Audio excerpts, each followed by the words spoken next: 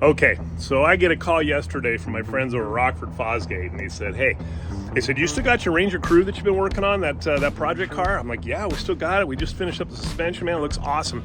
So, well, you know, we got something we want to show you. So, as soon as you can, you need to come down here to Rockford. We got something we want to show you. So, now, I don't know what these guys got up their sleeve out there at Rockford, but we're gonna waste no time. We're gonna go find out. I'll tell you, if Rockford Fosgate is calling me and wanting me to come out and check something out at the HQ, that means it's gonna be something really, really cool.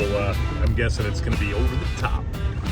All right, we are here at Rockford Fosgate. Let's see if we can uncover the mystery here. John, what's going on, man? Hey, are the boxes big enough? Holy cow. Yeah. If what I just saw is what I'm looking at, it's like, oh my God. Well, as always, Rockford Fosgate, they never disappoint, man. I'll tell you what's in the back of this truck here behind me, it is gonna blow your mind. I mean, blow your mind. I cannot wait to play with this stuff. So, you know what? We will update you next back at the shop.